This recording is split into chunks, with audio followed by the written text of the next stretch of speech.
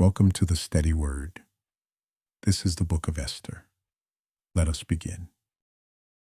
Esther, chapter 1. Now it came to pass in the days of Ahasuerus. This was the Ahasuerus who reigned over 127 provinces, from India to Ethiopia. In those days when King Ahasuerus sat on the throne of his kingdom, which was in Shushan the citadel, that in the 3rd year of his reign he made a feast for all his officials and servants, the powers of Persia and Media, the nobles, and the princes of the provinces being before him, when he showed the riches of his glorious kingdom and the splendor of his excellent majesty for many days, 180 days in all. And when these days were completed, the king made a feast lasting 7 days for all the people who were present in Shushan the citadel, from great to small, in the court of the garden of the king's palace. There were white and blue linen curtains fastened with cords of fine linen, and purple on silver rods and marble pillars. And the couches were of gold and silver, on a mosaic pavement of alabaster, turquoise, and white and black marble.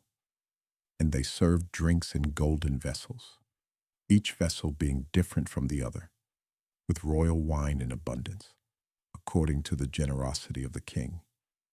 In accordance with the law, the drinking was not compulsory, for so the king had ordered all the officers of his household, that they should do according to each man's pleasure.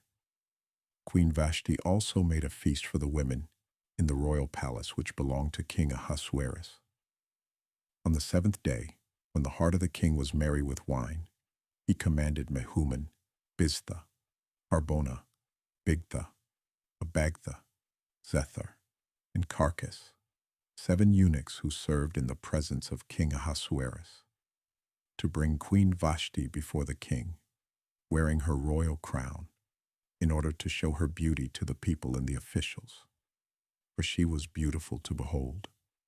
But Queen Vashti refused to come at the king's command, brought by his eunuchs. Therefore the king was furious, and his anger burned within him. Then the king said to the wise men who understood the times, for this was the king's manner toward all who knew law and justice, those closest to him being Karshena, Shethar, Admatha, Tarshish, Meres, Marsena, and Memucan, the 7 princes of Persia and Media, who had access to the king's presence, and who ranked highest in the kingdom.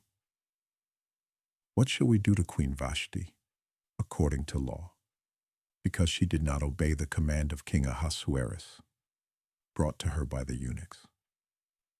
And Memucan answered before the king and the princes, Queen Vashti has not only wronged the king, but also all the princes, and all the people who are in all the provinces of King Ahasuerus. For the queen's behavior will become known to all women, so that they will despise their husbands in their eyes, when they report, King Ahasuerus commanded Queen Vashti to be brought in before him, but she did not come.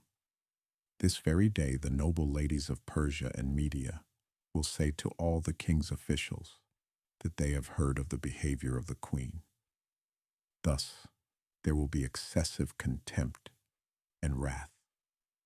If it pleases the king, let a royal decree go out from him, and let it be recorded in the laws of the Persians and the Medes, so that it will not be altered, that Vashti shall come no more before King Ahasuerus. And let the king give her royal position to another who is better than she. When the king's decree which he will make is proclaimed throughout all his empire, for it is great, all wives will honor their husbands, both great and small. And the reply pleased the king and the princes, and the king did according to the word of Memucan. Then he sent letters to all the king's provinces, to each province in its own script, and to every people in their own language, that each man should be master in his own house, and speak in the language of his own people. Esther, chapter 2. After these things, when the wrath of King Ahasuerus subsided, he remembered Vashti, what she had done, and what had been decreed against her. Then the king's servants who attended him said, "Let beautiful young virgins be sought for the king, and let the king appoint officers in all the provinces of his kingdom, that they may gather all the beautiful young virgins to Shushan the citadel, into the women's quarters, under the custody of Haggai, the king's eunuch, custodian of the women, and let beauty preparations be given them. Then let the young woman who pleases the king be queen instead of Vashti." This thing pleased the king, and he did so. In Shushan the citadel there was a certain Jew whose name was Mordecai, the son of Jair, the son of Shimei, the son of Kish, a Benjamite. Kish had been carried away from Jerusalem with the captives who had been captured with Jeconiah, king of Judah, whom Nebuchadnezzar, the king of Babylon, had carried away. And Mordecai had brought up Hadassah, that is Esther, his uncle's daughter, for she had neither father nor mother. The young woman was lovely and beautiful. When her father and mother died, Mordecai took her as his own daughter. So it was, when the king's command and decree were heard, and when many young women were gathered at Shushan the citadel, under the custody of Haggai, that Esther also was taken to the king's palace, into the care of Haggai the custodian of the women. Now the young woman pleased him, and she obtained his favor. So he readily gave beauty preparations to her, besides her allowance. Then 7 choice maidservants were provided for her from the king's palace, and he moved her and her maidservants to the best place in the house of the women. Esther had not revealed her people or family, for Mordecai had charged her not to reveal it. And every day Mordecai paced in front of the court of the women's quarters to learn of Esther's welfare and what was happening to her. Each young woman's turn came to go into King Ahasuerus after she had completed 12 months' preparation, according to the regulations for the women. For thus were the days of their preparation apportioned: 6 months with oil of myrrh, and 6 months with perfumes and preparations for beautifying women. Thus prepared, each young woman went to the king, and she was given whatever she desired to take with her from the women's quarters to the king's palace. In the evening she went, and in the morning she returned to the second house of the women, to the custody of Shashgaz, the king's eunuch, who kept the concubines. She would not go in to the king again unless the king delighted in her and called for her by name. Now when the turn came for Esther, the daughter of Abihail, the uncle of Mordecai, who had taken her as his daughter, to go into the king, she requested nothing but what Haggai, the king's eunuch, the custodian of the women, advised. And Esther obtained favor in the sight of all who saw her. So Esther was taken to King Ahasuerus into his royal palace in the 10th month, which is the month of Tebeth, in the 7th year of his reign. The king loved Esther more than all the other women, and she obtained grace and favor in his sight more than all the virgins. So he set the royal crown upon her head and made her queen instead of Vashti. Then the king made a great feast, the feast of Esther, for all his officials and servants. And he proclaimed a holiday in the provinces, and gave gifts according to the generosity of a king. When virgins were gathered together a second time, Mordecai sat within the king's gate. Now Esther had not revealed her family and her people, just as Mordecai had charged her. For Esther obeyed the command of Mordecai, as when she was brought up by him. In those days, while Mordecai sat within the king's gate, 2 of the king's eunuchs, Bigthan and Teresh, doorkeepers, became furious and sought to lay hands on King Ahasuerus. So the matter became known to Mordecai, who told Queen Esther, and Esther informed the king in Mordecai's name. And when an inquiry was made into the matter, it was confirmed, and both were hanged on a gallows. And it was written in the book of the Chronicles, in the presence of the king. Esther chapter 3. After these things, King Ahasuerus promoted Haman, the son of Hammedatha, the Agagite, and advanced him, and set his seat above all the princes who were with him. And all the king's servants who were within the king's gate bowed, and paid homage to Haman, for so the king had commanded concerning him. But Mordecai would not bow or pay homage. Then the king's servants who were within the king's gate said to Mordecai, "Why do you transgress the king's command?" Now it happened, when they spoke to him daily, and he would not listen to them, that they told it to Haman, to see whether Mordecai's words would stand. For Mordecai had told them that he was a Jew. When Haman saw that Mordecai did not bow or pay him homage, Haman was filled with wrath. But he disdained to lay hands on Mordecai alone, for they had told him of the people of Mordecai. Instead, Haman sought to destroy all the Jews who were throughout the whole kingdom of Ahasuerus, the people of Mordecai. In the first month, which is the month of Nisan, in the 12th year of King Ahasuerus, they cast pur, that is the lot, before Haman to determine the day and the month, until it fell on the 12th month, which is the month of Adar. Then Haman said to King Ahasuerus, "There is a certain people scattered and dispersed among the people in all the provinces of your kingdom. Their laws are different from all other peoples, and they do not keep the king's laws. Therefore it is not fitting for the king to let them remain. If it pleases the king, let a decree be written that they be destroyed. And I will pay 10,000 talents of silver into the hands of those who do the work, to bring it into the king's treasuries."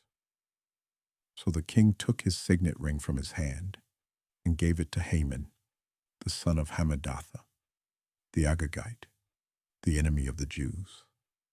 And the king said to Haman, "The money and the people are given to you, to do with them as seems good to you." Then the king's scribes were called on the 13th day of the first month, and a decree was written according to all that Haman commanded, to the king's satraps, to the governors who were over each province, to the officials of all people, to every province according to its script, and to every people in their language. In the name of King Ahasuerus it was written, and sealed with the king's signet ring, and the letters were sent by couriers into all the king's provinces, to destroy, to kill, and to annihilate all the Jews, both young and old, little children and women, in one day, on the 13th day of the 12th month, which is the month of Adar, and to plunder their possessions.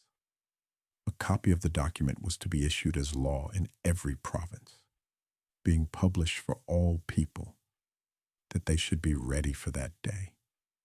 The couriers went out, hastened by the king's command, and the decree was proclaimed in Shushan the citadel.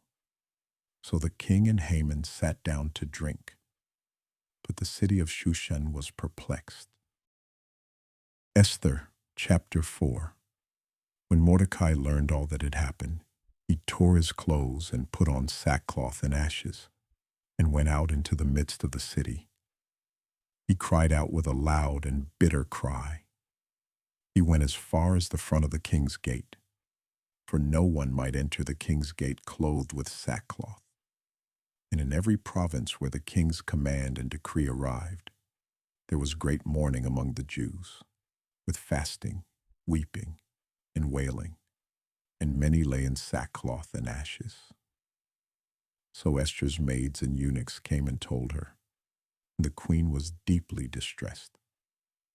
Then she sent garments to clothe Mordecai and take his sackcloth away from him, but he would not accept them. Then Esther called Hathach, one of the king's eunuchs, whom he had appointed to attend her, and she gave him a command concerning Mordecai, to learn what and why this was. So Hathach went out to Mordecai in the city square that was in front of the king's gate. And Mordecai told him all that had happened to him, and the sum of money that Haman had promised to pay into the king's treasuries to destroy the Jews. He also gave him a copy of the written decree for their destruction, which was given at Shushan, that he might show it to Esther and explain it to her, and that he might command her to go in to the king, to make supplication to him and plead before him for her people. So Hathach returned and told Esther the words of Mordecai. Then Esther spoke to Hathach and gave him a command for Mordecai. All the king's servants and the people of the king's provinces know that any man or woman who goes into the inner court to the king who has not been called, he has but one law: put all to death, except the one to whom the king holds out the golden scepter, that he may live. Yet I myself have not been called to go in to the king these 30 days. So they told Mordecai Esther's words, and Mordecai told them to answer Esther. Do not think in your heart that you will escape in the king's palace any more than all the other Jews. For if you remain completely silent at this time, relief and deliverance will arise for the Jews from another place, but you and your father's house will perish. Yet who knows whether you have come to the kingdom for such a time as this? Then Esther told them to reply to Mordecai, Go, gather all the Jews who are present in Shushan, and fast for me. Neither eat nor drink for 3 days, night or day. My maids and I will fast likewise, and so I will go to the king, which is against the law. And if I perish, I perish. So Mordecai went his way and did according to all that Esther commanded him. Esther chapter 5. Now it happened on the 3rd day that Esther put on her royal robes and stood in the inner court of the king's palace, across from the king's house, while the king sat on his royal throne in the royal house, facing the entrance of the house. So it was when the king saw Queen Esther standing in the court that she found favor in his sight. The king held out to Esther the golden scepter that was in his hand. Then Esther went near and touched the top of the scepter. And the king said to her, What do you wish, Queen Esther? What is your request? It shall be given to you, up to half the kingdom. So Esther answered, If it pleases the king, let the king and Haman come today to the banquet that I have prepared for him. Then the king said, Bring Haman quickly, that he may do as Esther has said. So the king and Haman went to the banquet that Esther had prepared. At the banquet of wine, the king said to Esther, What is your petition? It shall be granted you. What is your request? Up to half the kingdom. It shall be done. Then Esther answered and said, My petition and request is this. If I have found favor in the sight of the king, and if it pleases the king to grant my petition and fulfill my request, then let the king and Haman come to the banquet, which I will prepare for them. And tomorrow I will do as the king has said. So Haman went out that day joyful and with a glad heart. But when Haman saw Mordecai in the king's gate, and that he did not stand or tremble before him, he was filled with indignation against Mordecai. Nevertheless, Haman restrained himself and went home. And he sent and called for his friends and his wife Zeresh. Then Haman told them of his great riches, the multitude of his children, everything in which the king had promoted him, and how he had advanced him above the officials and servants of the king. Moreover, Haman said, "Besides, Queen Esther invited no one but me to come in with the king to the banquet that she prepared. And tomorrow I am again invited by her, along with the king. Yet all this avails me nothing, so long as I see Mordecai the Jew sitting at the king's gate." Then his wife Zeresh and all his friends said to him, "Let a gallows be made, 50 cubits high, and in the morning suggest to the king that Mordecai be hanged on it. Then go merrily with the king to the banquet." And the thing pleased Haman, so he had the gallows made. Esther, chapter 6. That night the king could not sleep. So one was commanded to bring the book of the records of the Chronicles, and they were read before the king. And it was found written that Mordecai had told of Bigthana and Teresh, two of the king's eunuchs, the doorkeepers who had sought to lay hands on King Ahasuerus. Then the king said, "What honor or dignity has been bestowed on Mordecai for this?" And the king's servants who attended him said, "Nothing has been done for him." So the king said, "Who is in the court?" Now Haman had just entered the outer court of the king's palace to suggest that the king hang Mordecai on the gallows that he had prepared for him. The king's servants said to him, "Haman is there, standing in the court." And the king said, "Let him come in." So Haman came in, and the king asked him, "What shall be done for the man whom the king delights to honor?" Now Haman thought in his heart, "Whom would the king delight to honor more than me?" And Haman answered the king, "For the man whom the king delights to honor, let a royal robe be brought which the king has worn, and a horse on which the king has ridden, which has a royal crest placed on its head.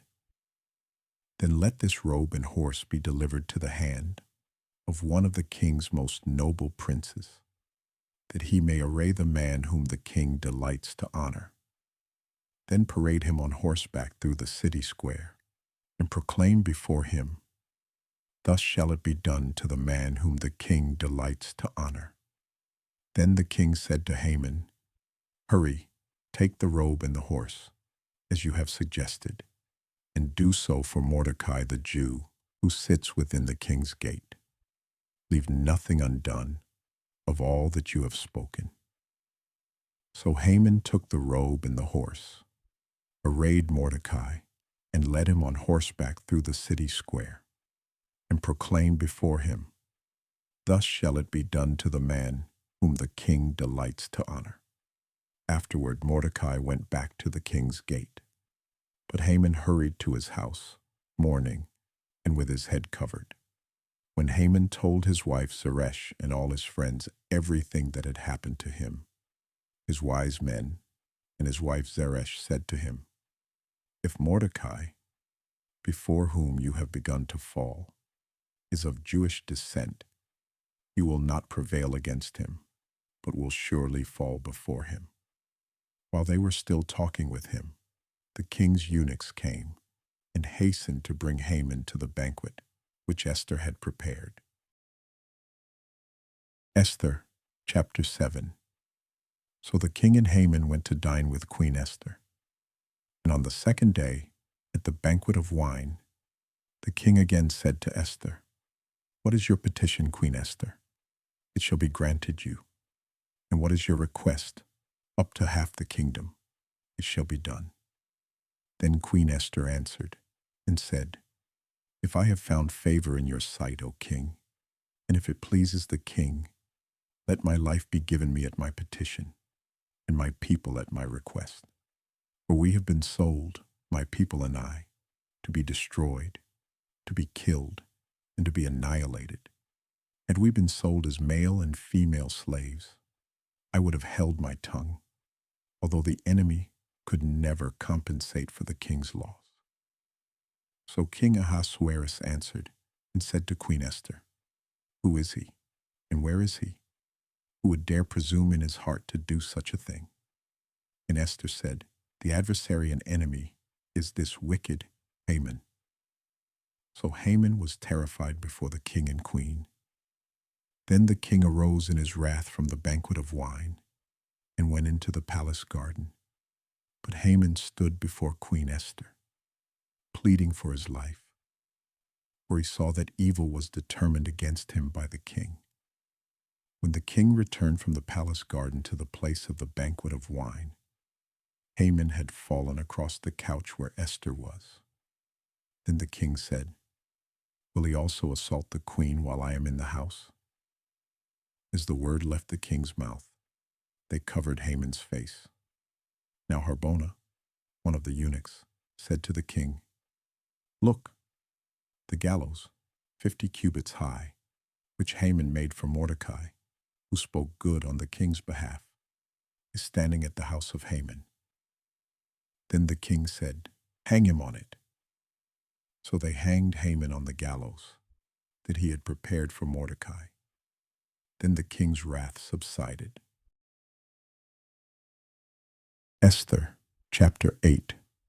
On that day King Ahasuerus gave Queen Esther the house of Haman, the enemy of the Jews.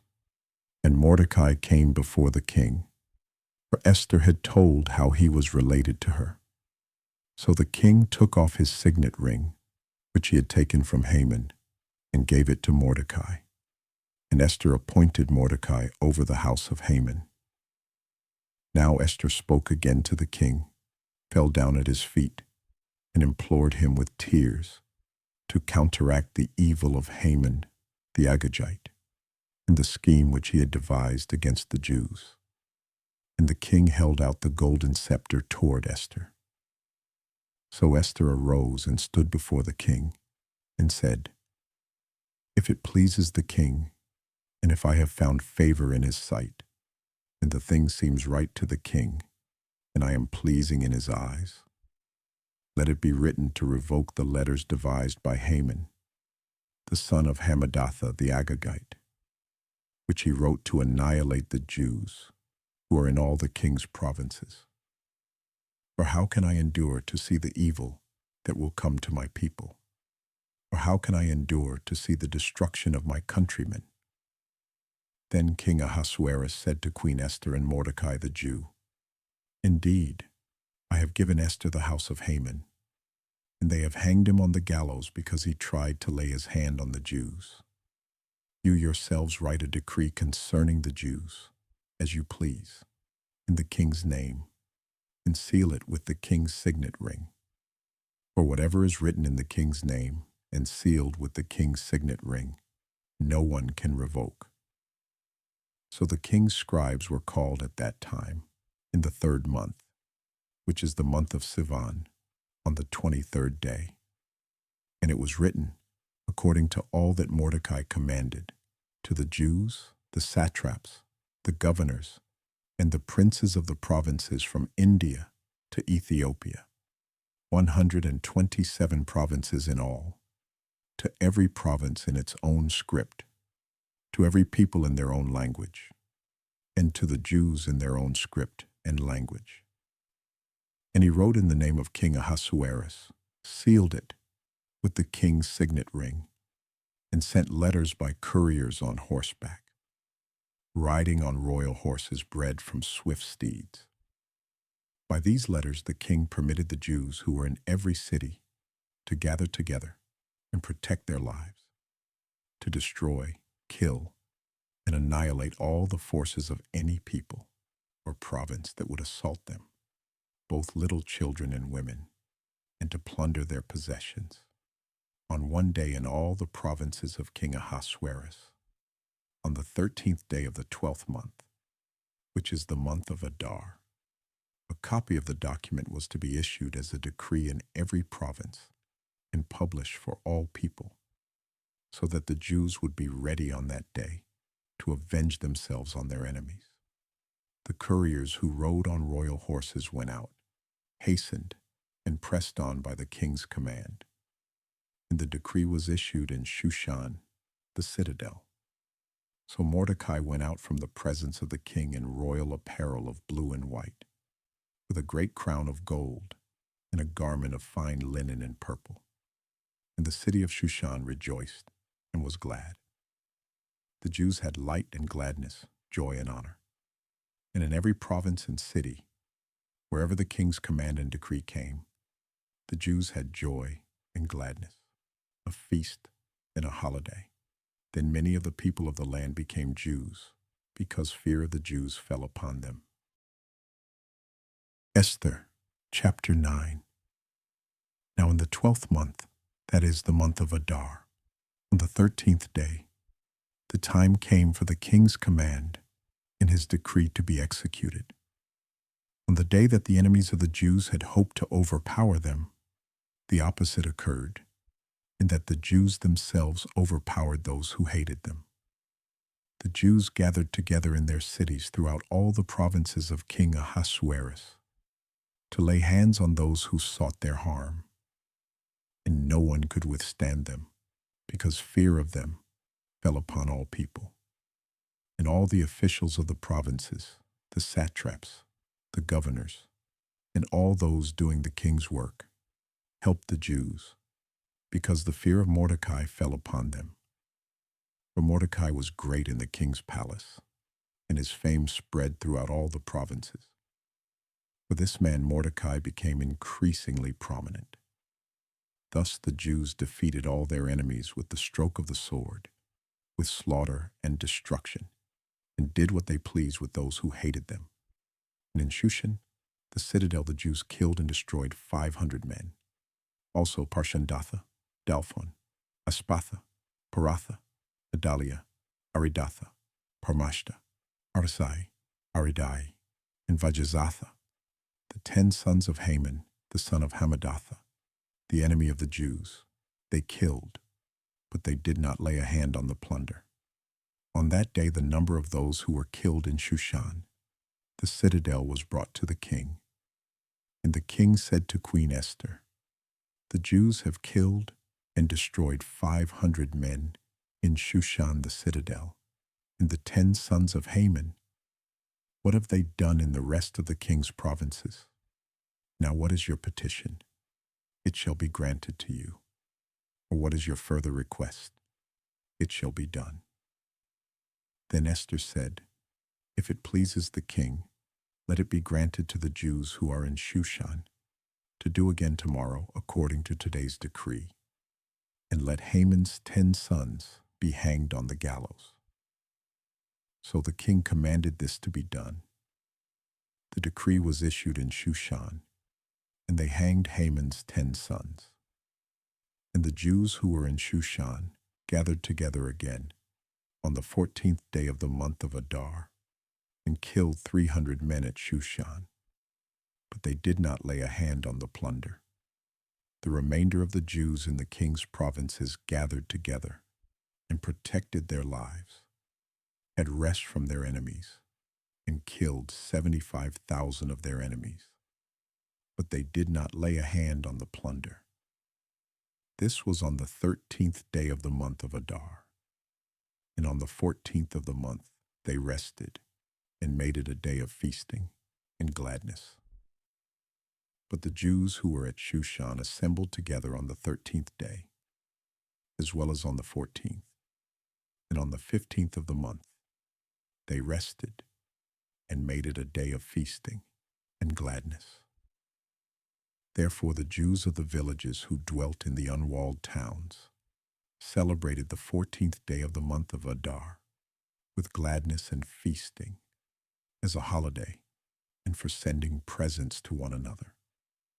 And Mordecai wrote these things and sent letters to all the Jews, near and far, who were in all the provinces of King Ahasuerus, to establish among them that they should celebrate yearly the 14th and 15th days of the month of Adar, as the days on which the Jews had rest from their enemies, as the month which was turned from sorrow to joy for them, and from mourning to a holiday, that they should make them days of feasting and joy, of sending presents to one another, and gifts to the poor. So the Jews accepted the custom which they had begun, as Mordecai had written to them, because Haman, the son of Hammedatha, the Agagite, the enemy of all the Jews, had plotted against the Jews to annihilate them, and had cast pur, that is, the lot, to consume them and destroy them. But when Esther came before the king, he commanded by letter that this wicked plot which Haman had devised against the Jews should return on his own head, and that he and his sons should be hanged on the gallows. So they called these days Purim, after the name Pur. Therefore, because of all the words of this letter, what they had seen concerning this matter, and what had happened to them, the Jews established and imposed it upon themselves and their descendants, and all who would join them, that without fail they should celebrate these 2 days every year, according to the written instructions and according to the prescribed time, that these days should be remembered and kept throughout every generation, every family, every province, and every city, that these days of Purim should not fail to be observed among the Jews, and that the memory of them should not perish among their descendants. Then Queen Esther, the daughter of Abihail, with Mordecai the Jew, wrote with full authority to confirm this second letter about Purim.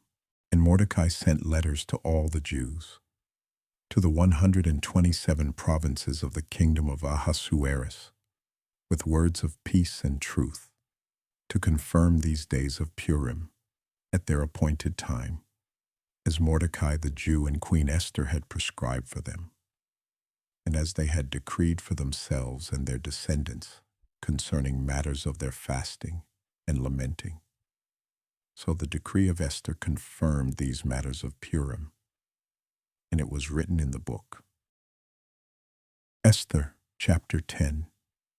And King Ahasuerus imposed tribute on the land and on the islands of the sea.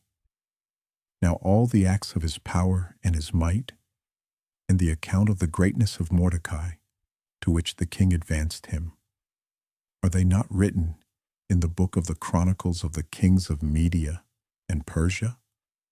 For Mordecai the Jew was second to King Ahasuerus, and was great among the Jews, and well received by the multitude of his brethren, seeking the good of his people, and speaking peace to all his countrymen.